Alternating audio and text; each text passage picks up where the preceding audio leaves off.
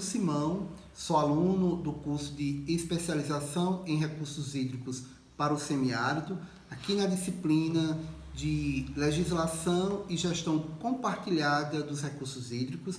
Nós estamos aqui com o presidente do Comitê das Bacias do Salgado, o Ildevânio Vieira, que prontamente atendeu o nosso convite para hoje falar para a nossa turma sobre os processos de recuperação ambiental, ações de recuperação ambiental, se porventura tanto o governo do estado ou o governo federal hoje estão desenvolvendo alguma projeto ou programa nessa área, Ildevânio. Eu gostaria de lhe perguntar para que a nossa turma pudesse saber os encaminhamentos nessa área ambiental aqui na Bacia do Salgado, aqui no estado do Ceará. Bom, Evanildo, primeiro dizer que é uma satisfação estar concedendo essa entrevista para vocês, que é uma das nossas missões desde quando assumimos a presidência desse comitê, é de estar em constante diálogo com a academia, por entender que é um espaço de construção do conhecimento e da ciência, do qual depende grandemente a gestão dos recursos hídricos. Primeiro, antes de falar sobre essas ações, é importante lembrar caracterizar a nossa bacia. A Bacia do Salgado ela é uma bacia muito diversa no sentido das características ambientais, geofísicas, sociais, e isso impacta diretamente nessas gestões. Nós temos, por exemplo, uma região, a Bacia Hidrográfica do Salgado, elas são 23 municípios e que estão dispostos ao sul do estado do Ceará, e ela tem características muito específicas e diversas. Se você, por exemplo, considerar Crato, Juazeiro e Barbalha, você tem uma região metropolitana que, resguardada as devidas proporções, enfrentam os mesmos problemas que enfrenta a região metropolitana de Fortaleza.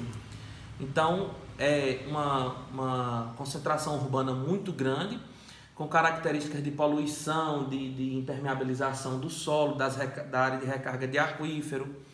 Nós temos municípios, por exemplo, com a característica muito diferente das outras, que são os municípios que compreendem a Floresta Nacional do Araripe, onde tem uma parte do seu município composta por essa floresta. Se você for um pouco mais aqui, após Barbalha, você vai ter Missão Velha, Brejo Santo, Mauriti, que são cidades onde a fruticultura irrigada, a pecuária, a produção de grãos, por exemplo, é muito forte nessa região. Então você já enfrenta outros problemas, como por exemplo, o uso discriminado de agrotóxico, pulverizações aéreas. Então, uma série de questões e de outros conflitos. Se você for um pouco mais aqui ao norte da bacia, você vai ter Icó, Baixio e Palmirim, que são cidades que enfrentam sérios problemas, não só na quantidade de água que é disponibilizada para aquela população, como a qualidade dessa água, né? Porque eles não têm, por exemplo, um lençol freático rico como o Cariri Central, por exemplo, tem. E aí uma outra característica dessa bacia é que está dentro da Bacia do Salgado a Bacia Sedimentar do Araripe, que é a maior reserva de água subterrânea do estado. Então você tem inúmeras configurações, podemos dizer assim, que exigem atuações distintas e diferentes. Vale ressaltar que, especialmente nos últimos 4 anos, assim, essa gestão ela tem sido muito comprometida pela ausência de investimentos e de um olhar ambiental do governo federal para essas situações.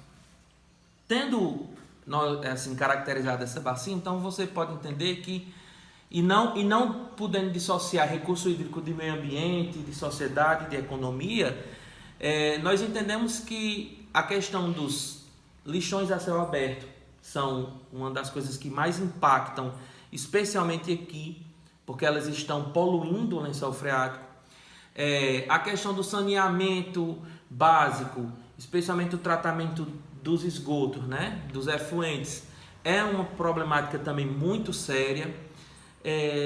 desmatamento, queimadas, né, uso indiscriminado de agrotóxicos. Então, assim, não existe uma ação contundente, né, e provocada especialmente pela questão dos recursos hídricos para combater esse tipo de ações. Mas existem ações paralelas, como, por exemplo, trabalhar a questão dos consórcios de aterros sanitários. Alguns municípios dentro da bacia estão trabalhando já o seu saneamento. Então, são ações descentralizadas das 3 esferas de poder, tanto municipal quanto estadual e federal, que impactam diretamente nos recursos hídricos, mas elas não estão dentro dessa pasta, né? O Estado ele investe, por exemplo, na construção do Cinturão das Águas, mas é preciso investir agora no passivo ambiental que essa obra vai deixar. E esses investimentos eles ainda são muito tímidos e é nesse sentido que a gente tem trabalhado para tentar fortalecer essas ações de revitalização da bacia hidrográfica.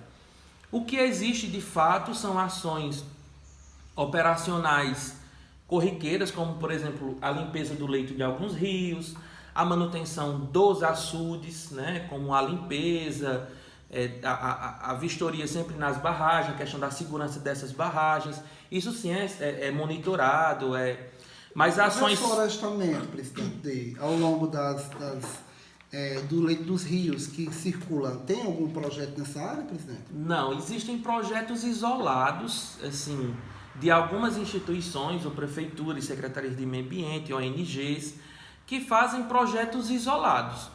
Mas não existe um macroprojeto que pense isso, assim como existe um macroprojeto para construí-las, né?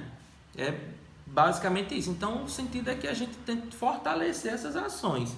Ok, presidente. Eu agradeço a disponibilidade do presidente Wildervan ter vindo aqui fazer essa entrevista com a gente e agradeço também toda a turma por ter a oportunidade de ouvir do próprio presidente as principais ações que estão sendo feitas aqui na nossa Bacia do Salgado. Muito obrigado.